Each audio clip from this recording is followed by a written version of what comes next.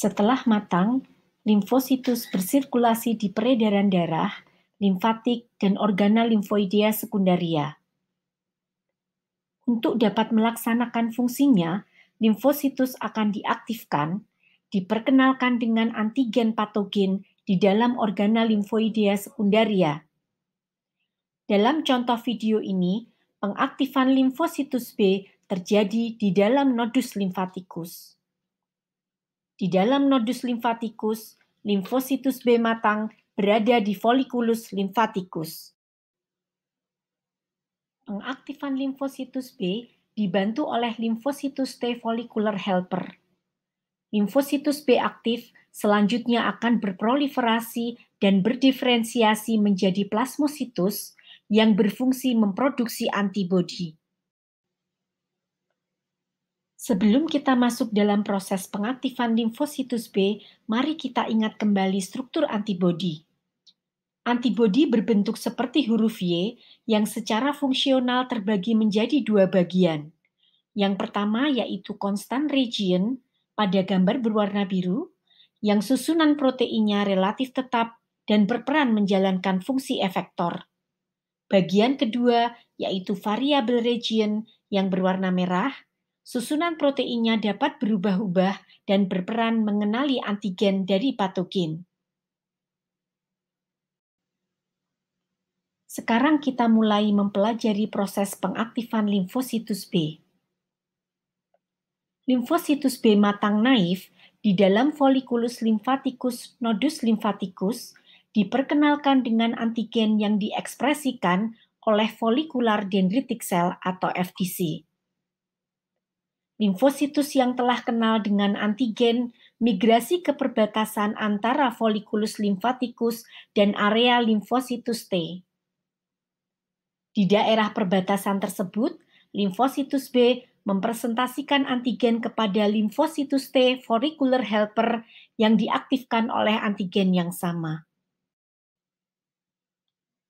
Selanjutnya, limfositus B yang berikatan dengan limfositus T follicular helper bermigrasi menuju medula nodus limfatikus dan membentuk fokus primer.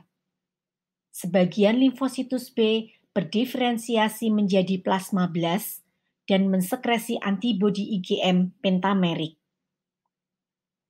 Sebagian limfositus B lain bersama dengan limfositus T follicular helper bermigrasi kembali ke folliculus primarius dan membentuk sentrum germinativum. Limfositus B aktif di dalam sentrum germinativum akan mengalami 3 peristiwa, yaitu somatic hypermutation, affinity maturation, dan isotype switching. Somatic hypermutation adalah mutasi satu basa yang mengkode bagian variabel region dan bertujuan untuk memperbanyak keragaman pengenalan antigen pada reseptor limfositus B. Sisi pengenalan antigen yang baru akan diuji afinitasnya terhadap antigen.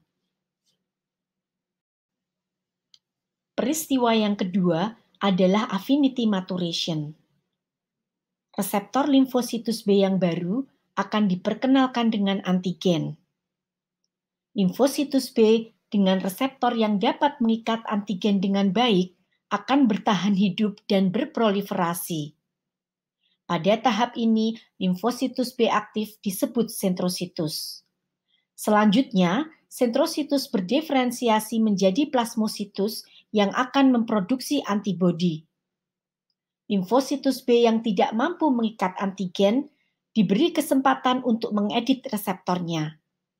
Apabila setelah mengedit reseptor, limfositus B masih tidak mampu mengikat antigen, maka akan mengalami apoptosis.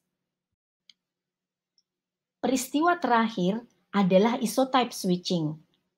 Peristiwa ini diinduksi oleh sitokin yang dihasilkan oleh limfositus T follicular helper. Sitokin yang dihasilkan tergantung dari antigen yang mengaktifkan limfositus B dan limfositus T follicular helper. Sitokin yang berbeda akan mengarahkan pembentukan subklas antibodi yang berbeda. Misalnya, sitokin IL-4 akan menginduksi pembentukan IgG1 dan IgE, tetapi menghambat pembentukan IgM, IgG3, dan IgG2A. IL-5 meningkatkan produksi IgA. Demikian seterusnya. Limfositus B yang berhasil melewati 3 peristiwa tersebut akan berdiferensiasi menjadi plasmositus dan sel B memori. Sel B memori akan bersirkulasi di peredaran darah. Sel plasma akan migrasi ke medula osium atau sumsum tulang guna mendapatkan sinyal untuk bertahan hidup, sehingga dapat hidup lebih lama. Sel plasma memproduksi antibodi sesuai subkelasnya. Semoga video ini membantu untuk memahami proses pengaktifan limfositus B.